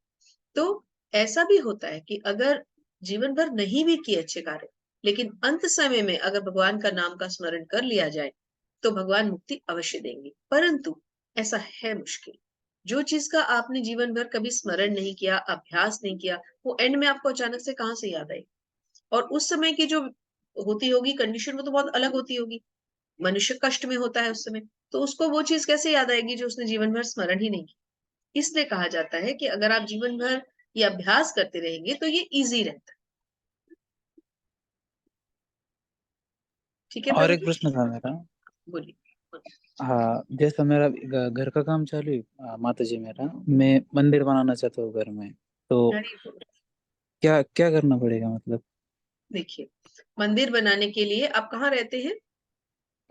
जी, महाराष्ट्र में। महाराष्ट्र में रहते हैं। तो आपके तो महाराष्ट्र में तो इस्कॉन के बहुत से मंदिर हैं, तो कोशिश कीजिए पहले हाँ, तो बहुत आप, मंदिर है। है ना। तो एक तो कोई जो आपके घर के नजदीक मंदिर है वहां जुड़िए, क्योंकि छोटी छोटी हेल्प आपको, एक लोकल जो आपके पास में है, आप वहां से थोड़ी सी हेल्प ले सकते हैं। अदरवाइज जब तक के लिए आपने, क्योंकि इस्कॉन बेंगलुरु बहुत बड़ी संस्था है, आपने जहाँ ज्वाइन किया है, तो आप ये जानकारी वहां से भी ले सकते हैं। इस्कॉन बेंगलुरु की भी अपनी वेबसाइट है, उस पे वहाँ के सेंट्रलाइज नंबर्स भी दिए हुए हैं। आप उनसे भी पूछ सकते हैं कि मैं अपने घर पे विग्रह लाना चाहता हूँ। मतलब पहले आप ये डिसाइड करें कि आप क्या करना चाहते हैं, क्या आप सेवा करना चाहते हैं या घर पे विग्रह रखना चाहते हैं। लेकिन हाँ, एक चीज है कि उस सब के लिए आपके बाकी सारे नियम पहले पूरे होने चाहिए। जैसे कि 4 नियम, 4 रेगुलेटिव प्रिंसिपल्स। 4 नियम क्या है? आपको नॉनवेज नहीं खाना, लहसुन प्याज पूरी ताउम्र मतलब पूरी जीवन के लिए आपको छोड़ देना है, और कोई तरह का नशा नहीं करना, और इवन चाय कॉफी भी छोड़ देनी है क्योंकि उसमें भी थोड़ा कैफीन होता है, वो भी नशीले होते हैं पदार्थ। और आपको कभी जिंदगी में जुआ नहीं खेलना, जैसे कि स्टॉक मार्केट वगैरह भी जुआ के अंदर ही आता है, गैम्बलिंग में आता है।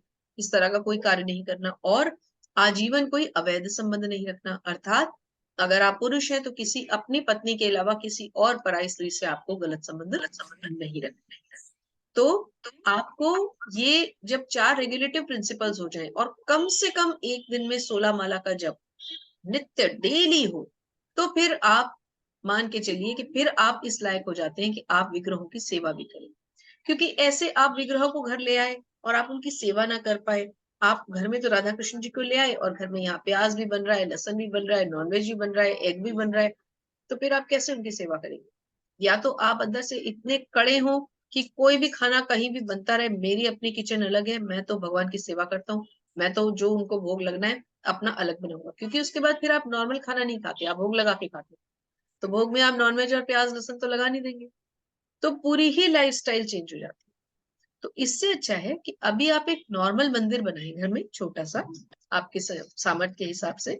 उसमें आप भगवान के सुंदर विग्रह ले, लैमिनेशंस ले, जो भी आपके इष्ट है, जैसे कि आप राधा कृष्ण जी का रखना चाहते हैं या खाली कृष्णा का रखना चाहते हैं, पहले आप वो रखें।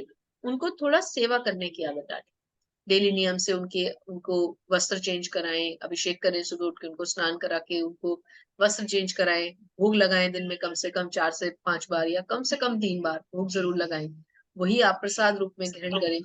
गले में ऐसी कंठी माला पहने जिससे कि आप एक व्रत ले लें जीवन भर की, मैं आप कभी लहसुन प्याज नहीं खाऊंगा, कभी नशा नहीं करूंगा, कभी नॉनवेज नहीं खाऊंगा, एग नहीं खाऊंगा, चाय कॉफी नहीं पीऊंगा।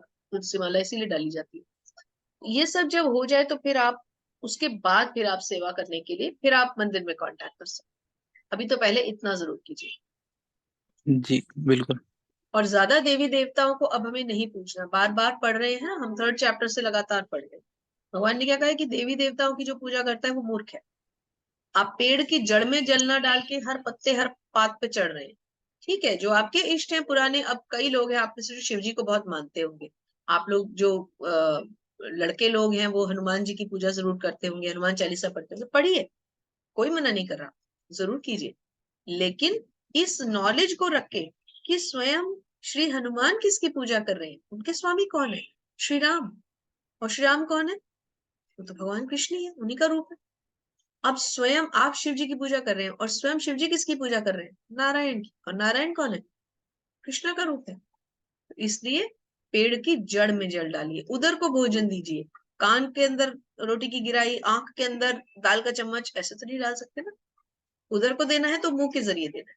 आप भगवान की पूजा कीजिए, बाकी देवी देवता अपने आप प्रसन्न हो जाए। ठीक है प्रभु जी? माता जी, हाँ जी। जैसे हम कई फोटोज में देखते हैं भगवान जी का ब्लू कलर दिखाया जाता है, कई में नॉर्मल स्किन कलर दिखाया जाता है। कलर कौन सा था मतलब भगवान जी का? नहीं, ओरिजिनल फॉर्म में श्याम वर्णी बताया जाता है भगवान का, हल्का नीला। लेकिन हम उनका जो गौड़ रंग है वो भी देखते हैं, बहुत विग्रहों में गौड़ भी होता है, मतलब गोरे रंग के भी होते हैं। हरे कृष्ण। हरे कृष्ण। माता जी मेरा एक सवाल था। चल प्रभु जी, हाँ बोलिए। जब हम कोई काम करते हैं, जैसे हम बाइक या स्कूटर चला रहे हैं, तब तो हम माला माला के साथ भगवान का नाम ले सकते हैं माता जी। तो माला के साथ भगवान का नाम जप करना और माला के बिना भगवान के नाम जप करने में क्या अंतर है माता जी? नहीं, हमें माला का जो जप है संख्याबद्ध करके माला के साथ ही करना चाहिए। और अगर माला ना हो तो फिर हम किसी काउंटर को यूज कर लें, या जैसे प्रभुपाद वाणी चला लें तो 108 बार प्रभुपाद पढ़ेंगे तो 108 बार हमने भी साथ में पढ़ा। लेकिन संख्याबद्ध तो हमें करना ही है, तो माला से ही करें। जैसे अगर आप बाइक या स्कूटर चला रहे हैं तो वैसे भी आपको जप नहीं करना चाहिए, क्योंकि आपका ध्यान कहाँ है? आपका ध्यान तो उसमें है ना, आगे कोई ना आ जाए, पीछे से कोई ब्रेक लग गई, किसी ने हॉर्न दे दिया। जब तो हमें बहुत कंसंट्रेशन के साथ करना हो, तो क्योंकि हमें कंसंट्रेशन के साथ जब करना है, हमें तो ध्यान भगवान में लगाना है, तो हम स्कूटी चलाते हुए जब कैसे करेंगे? जो हम ये स्कूटी चलाते हुए या कार चलाते हुए या मेट्रो में ट्रैवल करते हुए करते हैं, ये एडिशनल होता है कि आप अपना मन में आपके चल रहा है हरे कृष्णा कृष्ण कृष्ण हरे हरे, वो तो एक हैबिट भी हो जाती है, अंदर से चल रहा है। लेकिन जो आपका वो 16 माला वाली चीज है ना, वो तो आप पहले अपना बैठ के माला पे करें। 1.5-2 घंटे का समय लगेगा आपको शुरू में, उसके बाद थोड़ा कम भी हो जाएगा, 1.5-पौने 2 घंटे में आप कर लिया करें। वो बैठ के करें। अभी तो आप जो 1 राउंड 2 राउंड से शुरुआत की है, वो आप बैठ के माला पे ही करें। और बाकी आप चलते फिरते अपना अलग कर रहे हैं, वो अलग है, उसको आप माला में काउंट नहीं कर सकते, वो अलग है, वो एक्स्ट्रा है। इसका मतलब वो नंबर बहुत इम्पोर्टेंट है माता जी। वो है जी। 108, इसका मतलब वो 108 नंबर बहुत इम्पोर्टेंट है। हाँ हाँ, ऑस्पिशियस है। बहुत ऑस्पिशियस है। ठीक है, विशाल प्रभु जी। हरे कृष्ण माता जी। हरे कृष्ण। माता जी, मेरा सवाल था, जैसे महाभारत में गांधारी माता ने दुर्योधन को ये किया था ना, मतलब आंखों की पट्टी खोल के उनका शरीर वो जो बना दिया, तो वो जो मतलब वो जो शक्ति थी, वो तपस्या थी या अच्छे कर्म थे? तपस्या थी उनकी, कर्म भी अच्छे थे। गांधारी माता के लिए कोई बुरे कर्मों का कहीं बहुत ज्यादा वर्णन नहीं आया, अच्छे कर्म थे उनके। और उनको हाँ। उनके कर्मों के कारण ही 100 पुत्रों का वरदान भी था कि 100 पुत्र मिलेंगे। लेकिन कुछ 50 जन्म हम्म। पहले या शायद कुछ जन्म पहले उन्होंने ऐसा कुछ किया था, कुछ वो छोटे कीड़े के बच्चों के, चिड़िया के बच्चों की शायद आंखें फोड़ दी थी, तो इसलिए उनको भी हाँ हाँ। ये मिला, उनको भी ये करना पड़ा। और 100 पुत्र किसी, शायद पूरी तरह से याद नहीं है वो प्रसंग महाभारत का, जिसमें शायद किसी जानवर के 100 बच्चों को फोड़ दिया था, तो इसलिए उनके भी 100 पुत्रों की हत्या हुई। तो कर्म तो है ही, कहीं ना कहीं कर्म तो आते ही हैं। कर्म नहीं होते तो फिर 100 पुत्रों की माता पहले बनती क्यों, और फिर बन गई तो फिर 100 पुत्रों की मृत्यु क्यों देखती। कर्म तो 100% है। लेकिन जो हम्म। आपका प्रश्न है कि उन्होंने हाँ जी। दुर्योधन को ये करने के लिए जो प्रोटेक्शन किया, वो तो उनकी तपस्या के कारण हम्म। उन्होंने इसलिए इसके लिए, क्योंकि जीवन अच्छा। भर उन्होंने अपनी आंखों पे पट्टी रखी, तो वो इतना तेज उनकी आंखों में इकट्ठा हो गया पट्टी, था हाँ हाँ। कि वो जिस जगह को भी देखेंगी वो पत्थर की तरह मजबूत बन जाएगी, वज्र, हाँ हाँ बिल्कुल। वज्र के समान हो जाएगी। अच्छा, मतलब जैसे जैसे श्री कृष्ण जी ने कहा था कि अपने मतलब जो भी अच्छे कर्म है मुझे समर्पित करो, वैसे ही हम अपने अच्छे कर्म फॉर एग्जाम्पल अपने माता पिता को या भाई बहन को किसी को समर्पित कर सकते हैं? नहीं, कर्म आपको भगवान को समर्पित करते हैं, हाँ माता पिता या भाई बहन को समर्पित नहीं करते। आप हाँ अपने हाँ। कर्म करेंगे, वो अपने कर्म करेंगे। हाँ हाँ। हाँ जी हाँ जी। हाँ हाँ। ओके, मतलब सिर्फ अपने अच्छे कर्म जो भी है अच्छा बुरा वो श्री कृष्ण जी को ही समर्पित कर देना, वही देखेंगे क्या आगे जो भी वही हो। देखिए, बिल्कुल। ओके माता जी, हरे कृष्ण। हरे कृष्ण। वंदना माता जी। हरे कृष्णा माता जी। हरे कृष्ण। जैसे ना मतलब जो भगवान शिव है उनकी इष्ट देव है भगवान कृष्ण, है ना। तो जो कृष्ण भगवान शिव की जो अर्धांगिनी है ना, वो नहीं है आदि पराशक्ति माता। तो इन तीनों मतलब ब्रह्मा विष्णु महेश और इन तीनों से पहले जो आई थी वो तो आदि पराशक्ति थी। तो फिर वो अगर भगवान शिव जी की अर्धांगिनी है तो बड़े तो भगवान शिव जी नहीं होगे। भगवान शिव जी की अर्धांगिनी है, मैं समझी नहीं। जैसे जो कहते हैं ना आदि, सबसे पहले थे आदि पराशक्ति, कौन कहते हैं? ऐसे मैंने सुन रखा है। शायद सुन टीवी रखा है ना। सीरियल में और सुना अभी है। क्या पढ़ रहे हैं आप? अभी आप पढ़ रहे हैं भगवत गीता। भगवत गीता कौन कह रहे हैं? भगवान। भगवान भगवान ने क्या कृष्ण कहा है? सब चीज के स्तोत्र मैं हूँ, में, सब चीजों हाँ का उद्गम मैं हूँ। तो अब तक जो हमने पढ़ा था, हमने वो किंवदंतियां पढ़ी, पुस्तकें पढ़ी, धार्मिक हाँ पुस्तकें पढ़ी।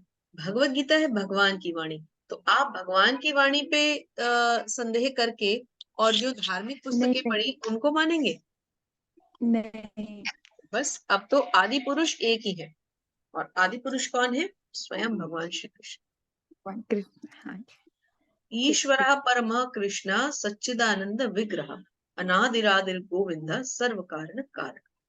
भगवान है ब्रह्मा जी जिन्होंने सृष्टि बनाई, उन्होंने ही कह दिया जब जो सृष्टि बना रहा है वो कह रहा है कि आदि पुरुष गोविंद है, तो फिर हमारी क्या औकात कि हम ब्रह्मा जी को चैलेंज करें। हाँ जी। है ना? हरे कृष्ण। जी माता सुजल जी, प्रभु बहुत बहुत जी, धन्यवाद। हरे कृष्ण, आपका भी बहुत बहुत माताजी हामीले माताजी वो भगवान के 3 स्वरूप देखे थे ना, वो परमात्मा, ब्रह्म ज्योति और एक कौन सा था माताजी? क्या कहा आपने? भगवान के 3 स्वरूप। तो क्या क्या कहते थे उसको, जो हम परमात्मा, ब्रह्म ब्रह्म ज्योति और एक और था ना माताजी वो? ब्रह्म, एक तो भगवान का सबसे बड़ा स्वरूप स्वयं भगवान, फिर ब्रह्म ज्योति और फिर परमात्मा। माताजी इनमें एक थोड़ा और बता दीजिए ना माताजी इनके बारे में। एक तो भगवान स्वयं जो आदि पुरुष भगवान श्री कृष्ण स्वयं है ना, वो पहला स्वरूप भगवान। दूसरा ब्रह्म ज्योति जो उनके शरीर की कांति है, ब्रह्म ज्योति। और तीसरा परमात्मा जो हर जीव के हृदय में स्थित है परमात्मा रूप में। देखिए भगवान का वो जो स्वरूप है, वो जो गोलोक वृंदावन में भगवान स्वयं अपने रूप में है, वो तो किसी के हृदय में आके उस रूप में तो आ नहीं सकते ना, वहां से वो तो अपना गोलोक छोड़ नहीं सकते। तो उन्हें अपनी एक फॉर्म को आपके अंदर छोड़ना है। तो वो जो उनकी एक फॉर्म है, एक दिव्य फॉर्म है जो आपके हृदय में हमेशा बसती है, वो है परमात्मा स्वरूप। और जो स्वयं भगवान है वो स्वयं भगवान हो गए, और तीसरा हो गए उनके शरीर की कांति जो हो गई उनकी ब्रह्म ज्योति। हरे कृष्ण माताजी, बहुत बहुत शुक्रिया आपका। हरे कृष्ण हरे कृष्ण। और किसी का कोई प्रश्न तो है तो पूछिए, या तो फिर अब विराम देते हैं।